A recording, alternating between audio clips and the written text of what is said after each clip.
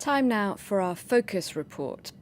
Endless waiting, harsh living conditions and dreadful weather. That's the situation for asylum seekers stuck now on Greek islands, saying they're actually finding it increasingly difficult to stay sane.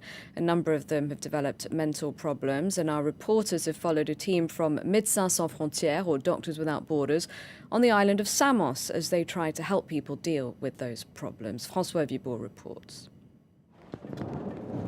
It's 1 a.m. at the entrance of the Samos island camp, the moment they've all been waiting for, their transfer to the mainland.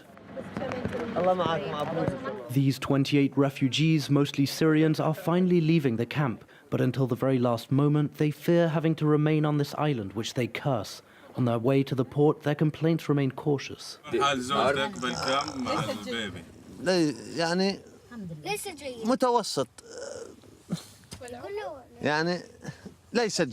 Then words start to come a little easier.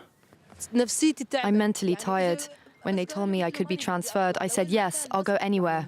The excitement reaches its peak as they see the boat. Some have waited months, the lucky ones just a few weeks. Their only way out is finally here. I'm so happy. Thank God I'm leaving this island. One last turn before leaving the port, one last look at the pallid lights of the camp. On the horizon, about a kilometre away, is the Turkish coastline. The Greek island of Samos symbolized the European dream for these migrants, but it's become their nightmare. Barely arrived, they find themselves in the middle of this hotspot created by the EU. The camp has all the marks of a prison. The only difference is migrants are free to leave, but on an island, where would they go? Fearing reprisals, this Syrian spoke with us on condition of anonymity. Not only the camp is a prison, all the island is a prison because we cannot move. We cannot do anything. A consequence of the deal struck between the EU and Turkey, transit centres have become detention centres. Asylum applications should be processed within 25 days, but lack of resources means they never are. The camp has become overcrowded. Set up to house 700 people, there are now 2,000 migrants living here. We can't film inside, but our contact obtained these images. When it rains, the water gets everywhere. In the tents, the water even gets into the containers. This is the biggest container in the camp. Over 50 people live here. The conditions are miserable, yet 500 children live here. There are too many kids inside. No one cares about them, unfortunately.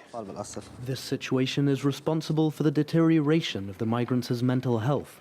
On the island of Samos, 95% of them have developed mental issues, according to Doctors Without Borders. To try to remedy this, a year ago they opened a mental health center, but the first step is convincing patients to come. In their culture, it's kind of a social taboo to be noted as someone who sees psychology to be known as crazy or anything. A couple minutes to reassure them, and to detect any mental health issues, lack of sleep, stress, incontinence. And then take them to the mental health clinic downtown. These migrants wish to remain anonymous as they wait for their appointment. Behind this door, a sensitive conversation that will remain confidential. In this room, the psychologist discovers the extent of their trauma. This person that I can remember right now, he was not able to sleep for about a week, for more than 5 minutes. 500 migrants have been treated since the center opened, but few will speak about it. This couple, persecuted by the Taliban, fled Afghanistan. For 6 months, they've been living in a container on the island. Sometimes when my children want to play, I just don't have the energy. My mood is very unstable and I feel the need to leave the room, to not be around them anymore. His wife has been coming here for the past 3 months. She has anxiety and already fainted 3 times because of stress. The situation is very difficult. Most nights I can't sleep because I'm afraid that our second asylum application will be rejected, and all I want is to get out of this place. Given the situation we're in now, I think anybody in our position would have mental problems. For some, just talking is not enough. They need medication. But to prescribe drugs, there's only one psychiatrist in Samos, for all the migrants as well as the 30,000 Greek locals. My work is to give them some medication, antidepressant or tranquilizers, some medication that might help them. The bad thing is that these people reach a psychiatrist after 5 or 6 months. If there was another psychiatrist here, that would be to the better.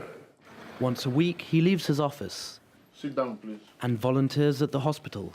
Only 10 minutes with each patient, barely enough time to sign a prescription. But that won't help this Iraqi who's been in Samos for 3 months. I don't want a prescription for medication. I want to be done with this place. This place has made me very tired, and it has no benefit for me. The only true remedy to their growing problems would be leaving Samos, and the UN Refugee Agency realizes this. In 4 months, 2,500 new migrants have arrived in this already crowded camp. Meanwhile, less than 2,000 have been transferred out to the mainland. Last night it was raining heavily. Water seeped inside our tent. All of us. It's driving all of us mad. And with rain turning to snow, winter isn't likely to bring them any peace of mind.